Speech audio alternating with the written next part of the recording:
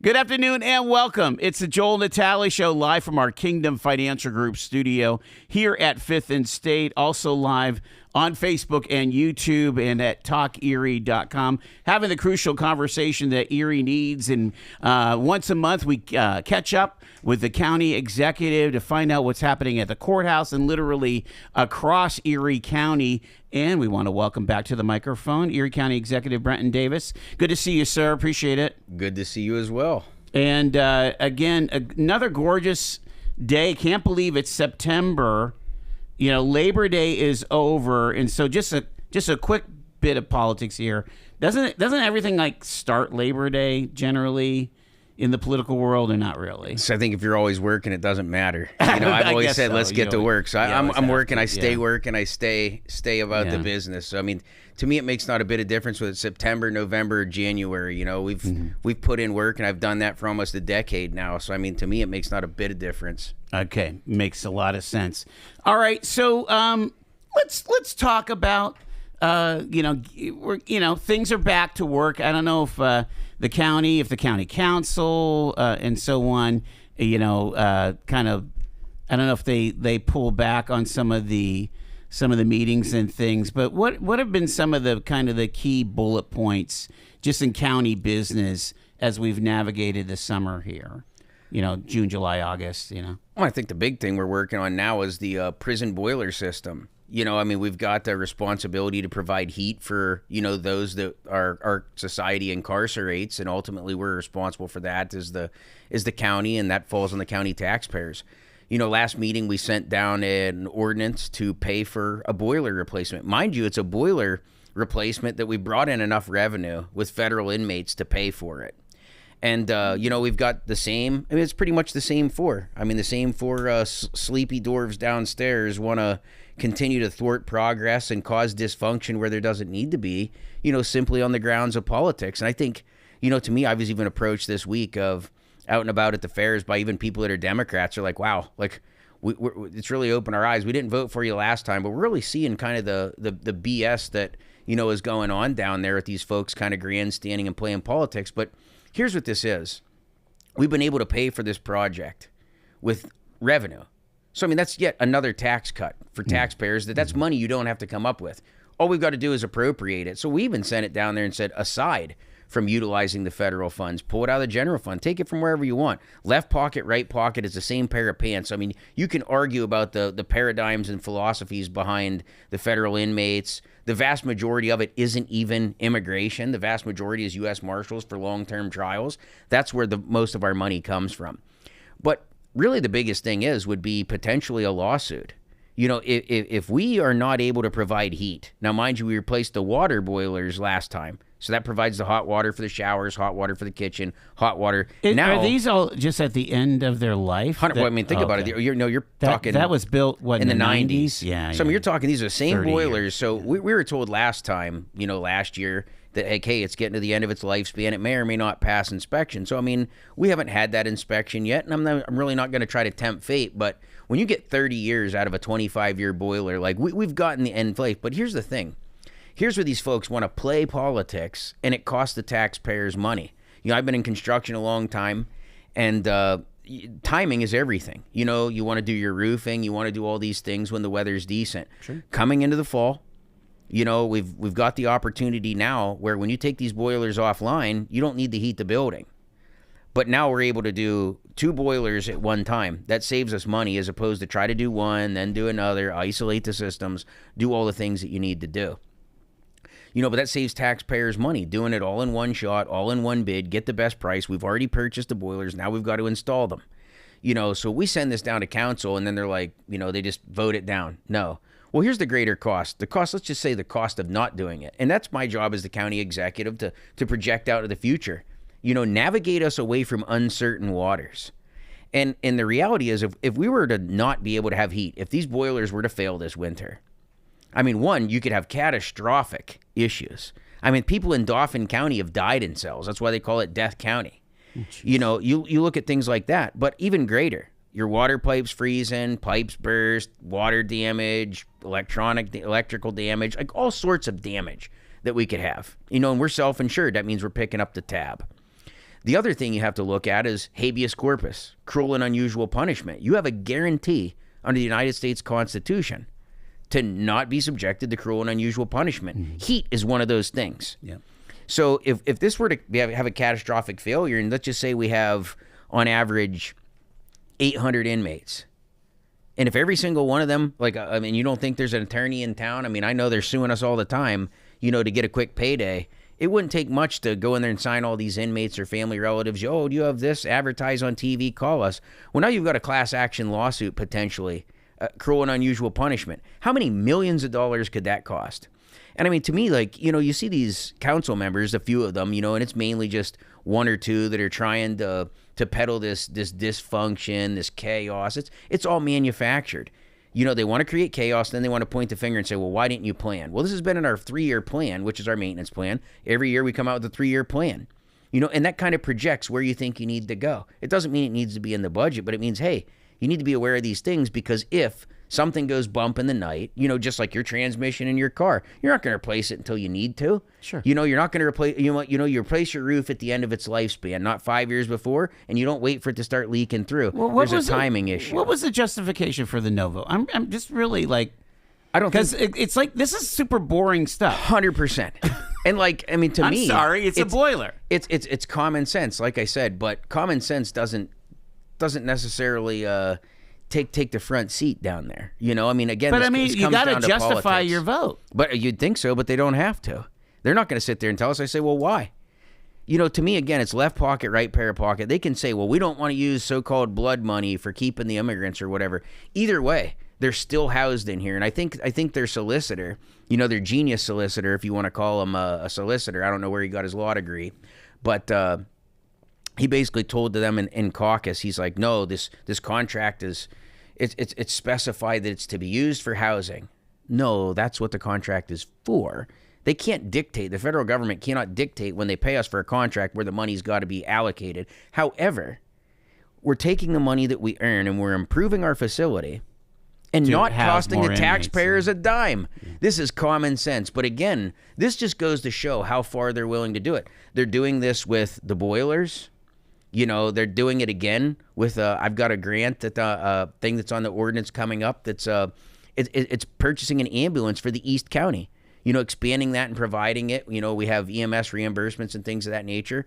I got an email from Rock, our favorite fellow that orchestrates all this chaos, and basically says like, oh, he's not going to, he can't support this. We've got other money. Well, that other money is allocated for EMS reimbursements.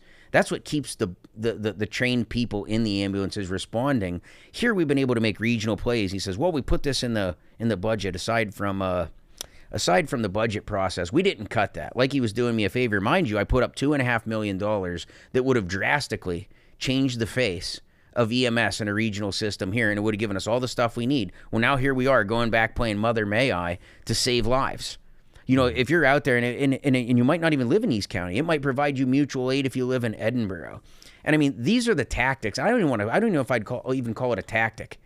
I mean, I wouldn't even call it a tactic. I mean, this is almost borderline terrorism if you're denying people heat when they're incarcerated. It's borderline terrorism if you deny somebody in need of life-saving services an ambulance or a paramedic or an EMT. This is how low these 4 Democrats are willing to go. And the irony is, one of them's Chris Drexel. This is entirely in his district. So it'll be interesting to see what they do with this on this agenda. And I'm not going to let this go quietly into the night. They're going to vote it up or they're going to vote it down. Do you support saving people's lives, or do you want to play politics and let people die?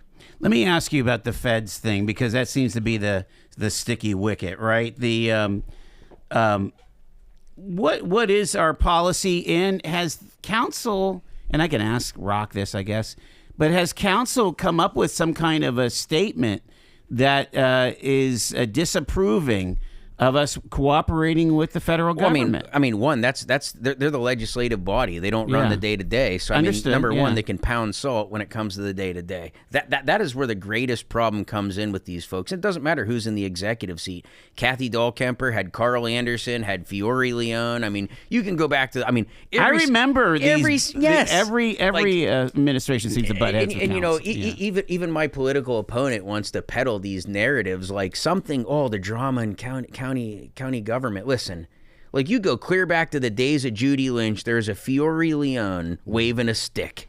Like, I don't care who it is. And all the executives that have been alive that I've had the opportunity to talk to, you know, Schenker before he passed, Mark DeVecchio before he passed, Barry Grossman and those folks, there was always a Rock Copeland or a Carl Anderson or somebody that just really wishes, frankly, to be in that seat. You know, they want to be that contrarian no matter what. And that's even across the same party, because we've been predominantly Democratic controlled for the last 25 years, and very briefly since 1978 by Rick Schenker for only one term. I'm thinking Nothing about the whole bus fiasco. I mean, like, with EMTA, right? And you pay, what was that, 10 years ago or something? 10 years ago. I mean, and you pay for, I mean, you've been around and paying attention to politics far longer than I. But, I mean, it's just this narrative that drastically, now that I'm in this seat, that county government's different. Well, it's different because you got a watchdog for the taxpayers, number one. Somebody that's going to say, no, we don't need a tax increase, despite council suing me to try to raise taxes when we return a $4 million surplus.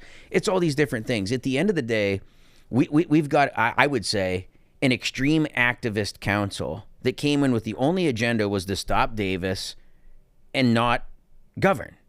You know, not legislate and allow me the opportunity to govern. That's the way this works, you know, and maybe it's going to take these lawsuits. I mean, we're going to, you know, finally see a court date here coming up in September, but is that Commonwealth Court? The Commonwealth Court. So that's where the budget thing, where a lot of these issues are. And there's a couple other issues, you know, the illegal tax increase that they're trying to put on the taxpayers of Erie County this year. I mean, I think there's just a lot of different things that I think once they're delivered these losses, people can see the fact and reality of what's really going on. I mean, who takes their time? I mean, you don't have the entire Knox and McDonald Illig firm and all these people at our disposal under the administration and make silly errors like that. You know, I mean, it's just not reality. Before I go to break, I do just jump back to the helping out the feds thing again. What exactly is the county doing? You mentioned that you're just providing a service to U.S. Marshals, but you're not also ICE is not using our prisons too. Or let's be clear. And again, this is more manufactured chaos. Is all I did was renegotiated the same contract that as far back as I think we could find it was like 1992 when it was called INS. So, I mean, Judy Lynch, every executive, I mean, and we just quit looking. I mean, how much further back do you need to go? Right. Like 1992? I mean, the first George Bush was in the White House, and I was in like the second grade. So, like, we have had every single county executive since then has had this very same contract. The only thing that I changed was the fact that you, the people of Erie County, are now getting more for your money. I charge them more for having them. What does it do? What exactly does it do? So it's a contract. So the feds bring folks to the county jail, and that allows them for us to essentially hold them. It could be somebody on the vast majority of these folks are like federal. So anybody's here in the federal courthouse, standing trial, you know, whether their attorney requests their, you know, for research and purposes of their own defense, whatever it is. The vast majority are folks that are federal inmates that we're holding. The same as if a state inmate gets charged with another crime. They got to come back here and stand trial in the county in which they're charged. So instead of them lingering in a federal prison in Kentucky, let's say, yep, they're here. They come back while they stand trial. While they're standing trial. Because think they have a right. They have a constitutional right. And you're able to get a per diem from the feds for like food and board, basically. Pretty much. It's like paying rent. Yeah. Room and board and guards. It's like the dorms. And medical care and all those other things. Yep. So we were able to get more money.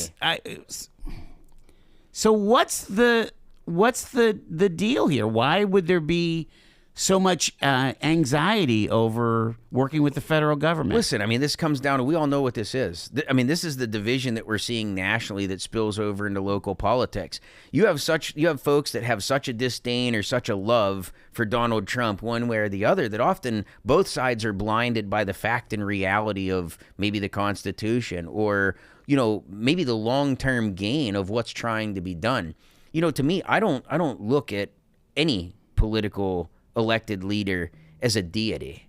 You know, like I don't kneel anywhere other than before the cross. You know, I firmly believe that is the nation in which we are founded upon. But at the end of the day, I mean, you get these national politics that come into play that all Republicans are bad, all Democrats are bad, like, from one side or the other. And folks just want to say, well, this is blood money. That was a quote our Councilman Scatella said. No, it's not blood money.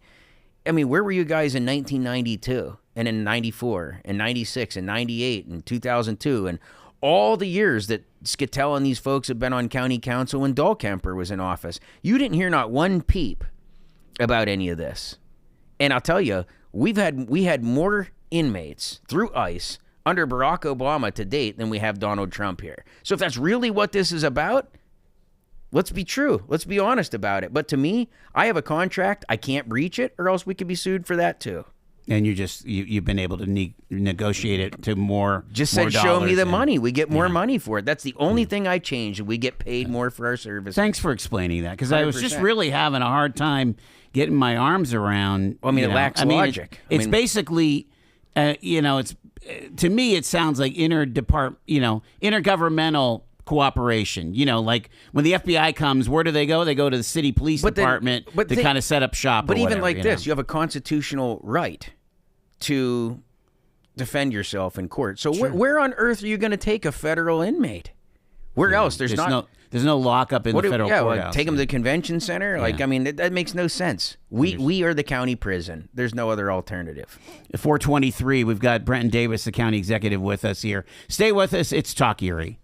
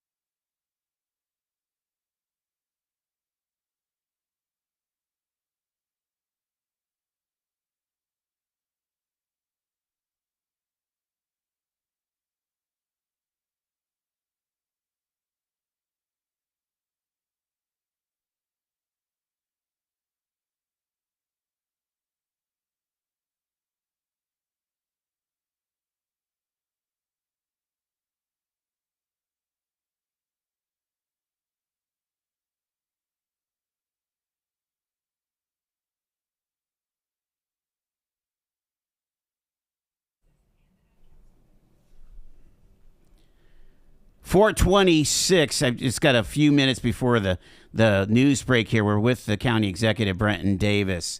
Brent, talk about where this ambulance thing is at. Are you delivering one then for East County or not really?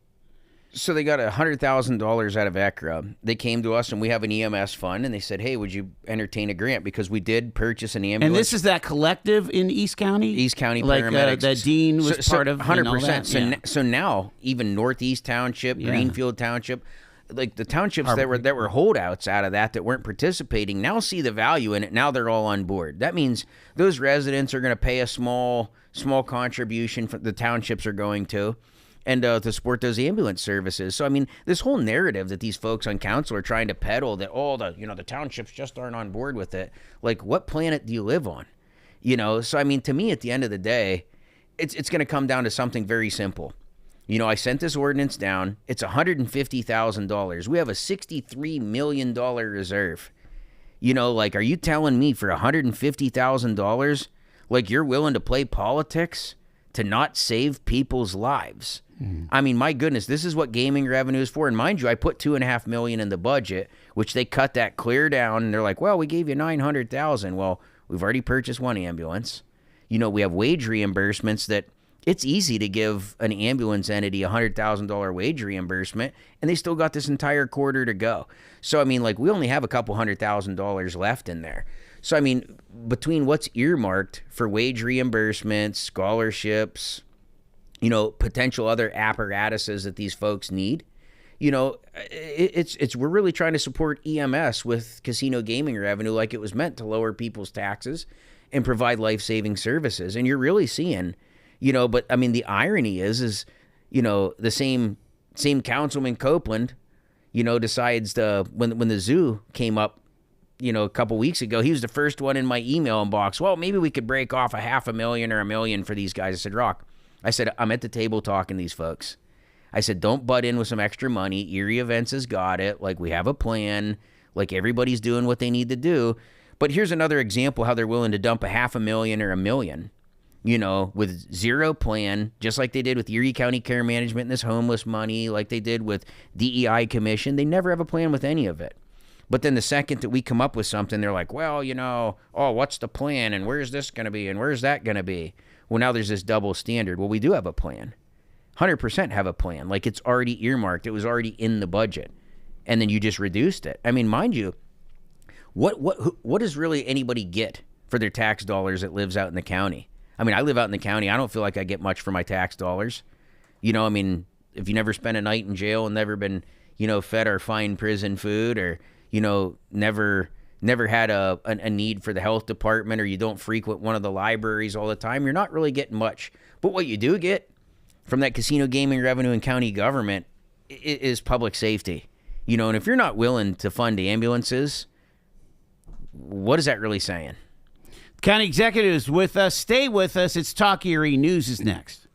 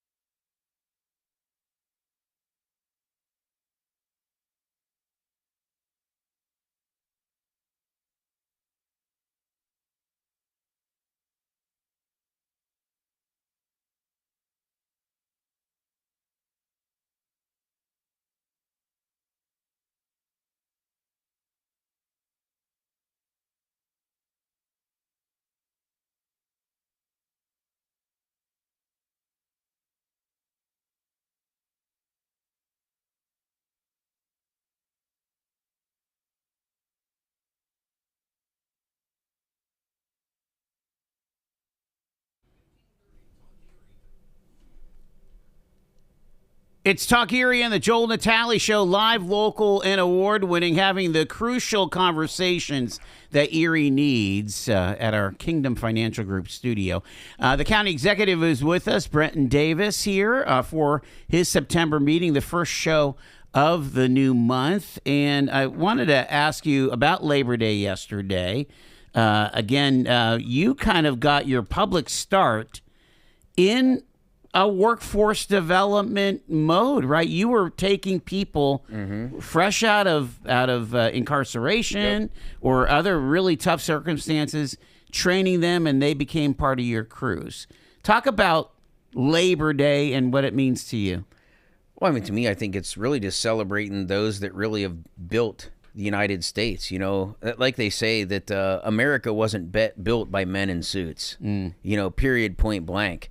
I mean, like, I think the labor movement was 100% relevant. I mean, when you had people getting cycled through machines and unsafe working conditions, and I was just reading an article just yesterday about these basically these, they called them like dust people that they put down inside the Hoover Dam, and it was their job to listen to like the concrete, and these guys are up to their chest and neck in drying concrete, listening to it move, and they had to basically like, you know, pump air down there. And yeah, and I'm sitting there thinking like, oh my God, like imagine being up to your chest in concrete and go like, you know, counting your crew going, oh, there's 2 guys missing. And back then, if you didn't come out, they just kept right on pouring, you know? So, I mean, like, that's legitimate, you know, like that is 100% legitimate. But I think the big thing about it is, you know, I mean, I put a post out there. I mean, you get folks that want to politicize. They want to politicize. And it goes back to that national narrative. Yeah. They want to politicize every day. You know, all Democrats are for labor, Republicans aren't. Well, I mean, to me, that's not true. It's not true. I mean, I have a signatory agreement with the 603 laborers for my construction company. My opponent didn't hire union labor to build any of her restaurant locations. You know, so, I mean, do you really support labor? Or is it just politically advantageous to draw donations? You know, Labor Day, at the end of this, and I even put out a post on my social media talking about how, like, look, this weekend my campaign isn't going to knock on your door. You know, we're not going to turn out and ask for your vote on these days. Like, I for the last little bit of summer, I just wanted people to enjoy being with their families. Like, I don't want my campaign, my door knockers, or anybody working for my campaign, or even myself, coming and disturbing people's time. I mean, this is really the last weekend before we head into school and, you know, head into the fall and, you know, start squirreling our nuts away for winter. But I said, look around at who's willing to take political advantage of the simplest things, whether it's ambulances, you know, I mean, whether it's a prison boiler system and providing basic heat to people. You know, I mean, you don't have to really look very far. I mean, like, you know, when people tell you the truth about who they are, believe them, you know, because, I mean, this is right in your face. You know, this isn't about working people. These folks aren't about working people. If they were, they wouldn't be trying to raise your taxes when you don't need it and suing to do it and spending your money to do it on both sides of the coin. So, I mean, to me, at the end of the day, it's about supporting working people. If you really truly support working people, you know, quit taking so dang much out of their wallets. Quit bending them over and taking another couple dollars out of their pockets when they're not looking, when you don't need it. I mean, that's ultimately what standing for working people is.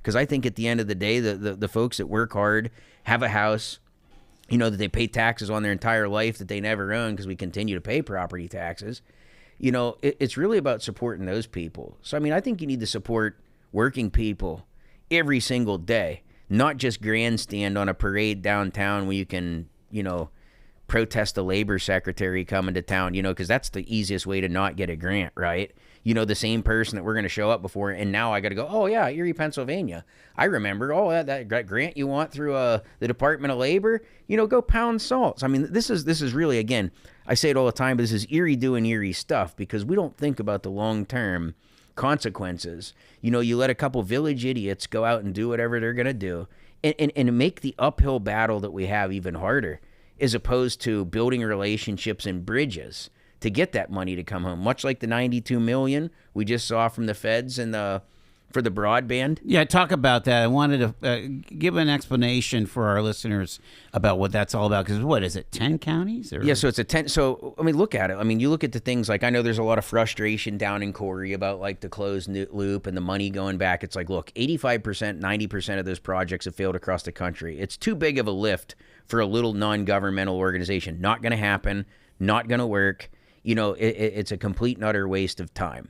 But, you know, we started looking at that model as Erie County. I mean, we're one of the biggest, you know, county powers in Pennsylvania. And it was even too big of a lift for us when we're like, hey, like, yeah, we could do it, but then you'd risk like not connecting to, you know, your borders, you know, out into Ashtabula, Chautauqua, Warren, Crawford, you know, like people would end up falling through the cracks. So we convened we started having conversations with just Warren and Crawford. I'm like, hey, like we get together and we regionalize with our EMS coordinator and we share a position. I said, why can't we do that with internet? Well, I kind of didn't realize what we were asking for because, you know, immediately my two commissioners were like, heck yeah, we want to be on board with this. So we became 3. And then somehow through the process, we became 10, you know, because everybody surrounding us was like, oh, man, like Erie, Crawford, and Warren have a plan. We want on board. Well, now we ended up getting 11% of the state's budget through the Pennsylvania Broadband Authority. When can anybody from Northwest Pennsylvania say we got 11% of the state's anything other than maybe unfunded mandates, you know? Right. So, I mean, the success that we were able to see, I mean, we're getting a greater percentage than these larger, like, you know, the money's normally gone to Philadelphia and Pittsburgh. And now and I said this. Is this that Fed money that, you know, so from, it originates from 2023 or yeah, 22? so it originates through the NTIA and it trickles down to the Pennsylvania Broadband Authority. And it's their job to allocate it, but it's our job to put the rubber where it meets the road. And that $92 million is just a drop in the bucket because this is a $400 million project called Core Connect. But you're talking about nearly $500 million in infrastructure. And when you talk about labor, like all these union folks that, you know, with these projects brings, the $43 million that we brought in infrastructure, you know, when you talk about being pro-labor, that's putting money in their pockets. You know, it's easy to walk in a parade. But, I mean, when you talk to delivering, you know, rightly when you look at the convention center, you look at all the improvements, all the different things that we've been able to do, all the different county improvements, the runways, the things. I mean, you're talking into the billions in reality for these projects that come to life. I mean, these are good paying, you know, trades wages. You know, that's why I have a lot of union support. I had it last time, you know, so I mean, it's not just backing the Democrat, you know, just because at the end of the day, I mean, like I said, people might show you who you are, believe them. I mean, she doesn't use union labor, you know, doesn't have a signatory agreement. Her employees aren't unionized. You know, it's all those different things. But at the end of the day, we got to continue supporting labor. And that means labor across the board, not just union labor. That's every small business that's out there. I mean, why preclude folks from being able to bid simply just to continue to get campaign donations? Because the system's rigged against them. You know, for the first time, we didn't use union roofers in the county. We saved $400,000 on the prison roof alone. And mind you, there's only three union companies that typically bid on county projects.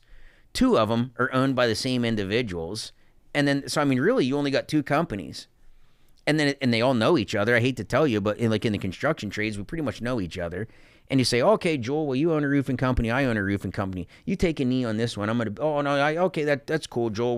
We're busy anyhow. You take this one. So you think about that. You think about how that stuff goes down, and the taxpayers end up footing the tab because there's not free market competition. There's not free market competition in that.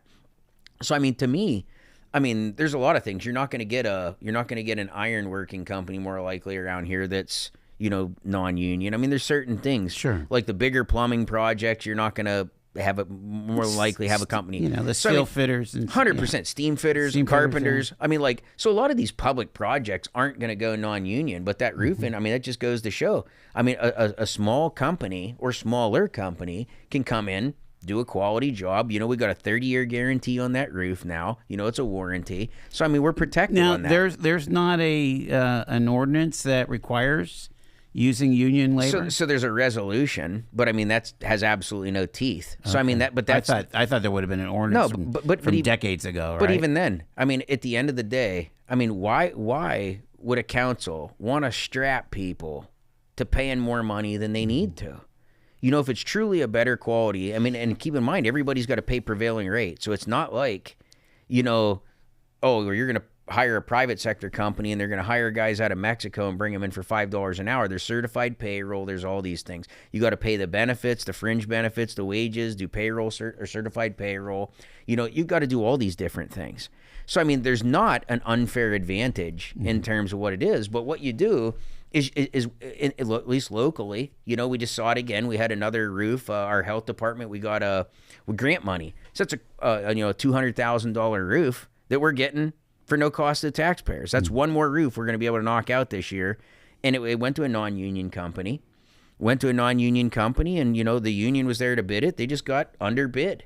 And keep in mind, these are prevailing rate jobs. So there's no cutting corners. It just comes down to free market competition. Let me ask you again about the broadband. What for Erie County, what do you think the scope of that is? Because what you're doing is you're going to be helping to subsidize private firms to build out their network, correct? No. So Core Connect, the 10 counties that come together, so our counties will actually own the infrastructure. That's why I thought I saw stuff with Armstrong and there's a bunch of different programs. You got BEAD funding that does that. So I mean, so when people see a program like, oh my goodness, like the county's not bringing anything out here. No, it's just this is one program of many. Keep in mind, this is like the electrification of the Tennessee Valley Association. Not everybody got electricity all at once. Like it takes time for it to get in the back roads and the back haulers and things of that nature.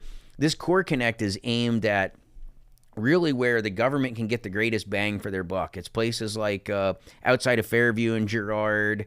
I can't name them all, but it's where they can go, and it's their cost per connection is lower. So it's kind of like the Sam's Club of installing the internet. They want the greatest deal, but say maybe Armstrong is like, hey, we've already got infrastructure here. It's only going to cost us X per connection. Well, there's no sense in building out a network if one already exists. So you got to look at things. And then obviously President Trump changed the Starlink. So utilizing satellite internet it was precluded under the Biden administration. Well, places like Warren, that's probably your best bet than trying to go 5 miles up a hauler to connect 2 or 3 houses when you can just hook them to a satellite for pennies on the dollar. And I think that's going to improve. That type of service is going to improve. I get a sense that's going to be your answer for a lot of these rural areas. And yeah, I mean, 100%. I mean, it's just you got to utilize technology when it benefits us. And I mean, that's one way. So, I mean, this $400 million investment is just one program of several. So when I'm saying there's billions of dollars of investment, billions of dollars of work, I mean, that's spot on. Someone's asking if BEAD funding is going to cover fiber in Corey eventually. I mean, I don't know specifically. Okay. I mean, like I said, is Corey covered in one of these programs? So Corey is already served. When you look at the data mapping, we mapped every single address in Erie County. So this whole narrative, and there's a reason why. Like, Corey is already served with internet. So like we're focused on people that don't have internet at all. So there's like basically yellow areas that are saying that they're unserved. That's like, or underserved, where they have like just abysmal internet. Corey has way higher speeds than the average folks, say in Amity Township and some other places that surround it. So I mean, it's the government has guidelines that are very clear, for each program, and they're just going to systematically go through it. I mean, it's obviously called broadband for all, so eventually, you get to that point where you have free market competition, or we're able to expand that Core Connect where the taxpayers own the fiber, the taxpayers own the infrastructure, and then you just lease it out, which you could drive more competition in certain markets. Well, now, if somebody has a network, say Spectrum or whoever, Verizon, whatever, Armstrong, any of these folks, I mean, they can essentially keep people out of those networks, because in order to compete with them, you'd have to run your entire infrastructure. I mean, that just doesn't benefit the person at home, at the end of the day. But, like we said, I mean, a lot of this talk in Corey, I think, is smoke and mirrors, because, that whole high-speed fiber project was never going to get off the ground from the beginning. That's why they lost the ARC funding. That's why a lot of that money had to go back, because there is a time limit on those things. I mean, I met with the state representative of the ARC program and the actual federal director for the Appalachian Regional Commission. And, I just asked them, period, point blank to their face, like, here's a decision that we need to make. What are we going to do? And is this viable? And the lady said 85% of these projects are failing. Nobody's getting them off the ground without significant local match, which they don't have. We don't have. And she said, and I said, okay, well, if they run this plane all the way to the end of the runway and can't land it, and she said, oh, that's disastrous because you failed at a grant. You're better off to send it back and at least have a clean slate than to crash the car. You crash the car, well, now you're not, now you apply for your next grant and it's basically kind of almost like defaulting on a mortgage. Mm-hmm. They look at it very much the same way. You have 10 applicants that haven't defaulted on a mortgage and you got 2 that had money before and defaulted. Well, you've got that, that kind of red mark stigma, on your credit. Yeah. And she flat out told me, I said, so you're telling me? And she's like, yeah, pretty much this is the way it would work. Wow. And I said, okay, well, you've got to sometimes make the calculated decision to keep yourself on firm footing and even ground. It's not always what people want to hear, but your future depends on good decisions and good governance and exercising a little restraint and tactical patience. And that's what that community did. And, I connected the meeting and that's the direction they went. We've got less than 5 minutes left with the county executive. I want to get to a couple things here. One of our macro issues is population loss. And do you feel like when you look at the grand scheme of things, and again, you have a very strong passion for economic development, but keeping our kids that are going to our universities, keeping our local kids for coming back to town, do we have the right strategies in place or to maintain and grow Erie County's population? Well, I think there's a lot of factors that come into play. So, when you look at population loss, you also got to look at the fact that, generations aren't reproducing like they used to. Think about my grandparents. Yeah. Each side had 11 kids on one side and 12 on the other. The dawn of birth control and a lot of other different prophylactics and things that have kind of changed the number of kids per household. I think sheer economics. You look at a household of the 60s, 4 to 6 kids wasn't crazy. You look at and then you go on one salary. On one salary. Yeah. And then you move into say my parents' generation of having kids in the 80s. 2 to 3 kids. You see a family that had 4 kids and needed more than one car or a van, you're like, wow, that's a lot of kids, And then now my generation that's having kids, most people are like, 1 or 2, maybe 3, okay, we're good there. And anybody that goes above and beyond that, you better be pretty creative with or just have a really good income. Mm-hmm. So, we're just not reproducing at the levels that we were. So, those are things that you have to take into consideration. And this is the way that cities were designed. We're still living in a Tullio city, like 1960, when you had, the highest population ever. 140,000 140,000 just in the city alone, and the population of the county has stayed relatively the same. People have fled the city, I think, due to failed democratic policies over decades and just that failed leadership. Not all the way throughout. I think we've had some good mayors, and I think there's been a lot of different hits that we've taken, from the federal government. But, now's the time to reverse the trends. I think as life gets a little more turbulent on the coasts and the hurricanes in Florida and some other things, and businesses are already looking at okay, where can we hedge our bets that I'm not going to get crushed by a hurricane, not get crushed by a tornado? That's literally one of the things. I use the insurance statistics, here, when I'm sitting there saying look, oh, you want to go to California? Look, that place catches on fire and slides in the ocean all the time. So when I'm talking to these foreign investors, I'm like, look, you want that? Yeah, the beaches are great. We have 11 miles of beaches here. But, just playing to our strengths. But again, I was just talking to somebody about this just yesterday, is we have 40 years of managed decline, 50 years of managed decline, Erie doing Erie stuff. We consistently do this. And some folks will say, oh, well, the county executive is negative. No, I'm realistic. When you go to visit a doctor, do you want them to tell you the truth about why your heart's not functioning the way that it is? Or do you want them to blow sunshine? To me, I want the truth so I can fix the real world problem. It might be diet and exercise and maybe a surgery that you don't want. but at least he's telling you the truth. And, to me, that's one thing. I've never fed the taxpayers of Erie County empty promises. I've always given them an honest assessment. Like, we don't need a cheerleader. We need an absolute, unwavering warrior.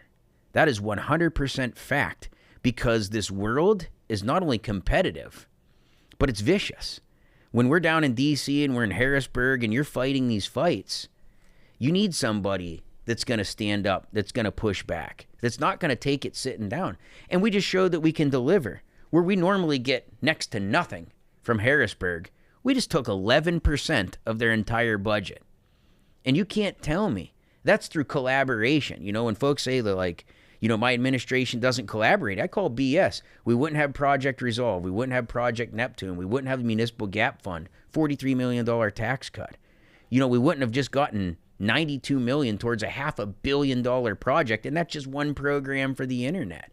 We wouldn't have the investments in the community colleges with the 3 health systems. It's consistently investing in families, investing in education, investing in workforce, investing in the infrastructure to attract the businesses, to create the jobs, because in essence, a strong economy is the only pathway that I look at protecting my great aunt in her late 80s going into her 90s from having yet another tax increase she can't afford on a 1960 GE pension. How many people do we know or that are looking at retirement going, is now the time to get off the train? Maybe a couple more years. Well, if your taxes continue trending in the negative direction, meaning more taxes instead of at least staying stagnant, and your home being a equitable value, you're not losing money in your investment. That's how we do this. We improve our communities, we improve our neighborhoods, and you continue to bring business, but also expand business. Some folks will say, oh, this is like a one. No, that's what you hear the most about. But it's things like the $3 million expansion down at Corey Manufacturing, all because PennDOT was a barrier. It took me one conversation and convening the members from the governor's action team and Penelec and some other folks to recognize that it was an old school ordinance somewhere in some zoning thing in Corey in like 1962 that was keeping them from expanding. We absolved all that. Within a couple weeks, they started building. It's those wins. It's the singles and doubles of helping businesses succeed. And it's an all of the above approach. If we continue to do those things consistently for the next decade, and anybody out there that likes and sees, you might not like the approaches, and you might get caught up in a little bit of the media drama, because that's what sells. And we were just talking about this. That's what sells radio spots. That's what sells TV spots. That's what people tune in for. But at the end of the day, we're tried and true. And I'm a firm believer, and I'll stand on this. I'll swear on a stack of Bibles that I don't think there's been any county executive from 1978 to present that has delivered more than I have in my first term.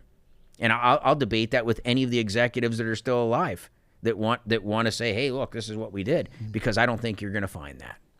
I could go on, but I'm out of time. The county executive, Brenton Davis, thanks for joining us this month. Thanks for having me, Joel. You got it. It is 4:57.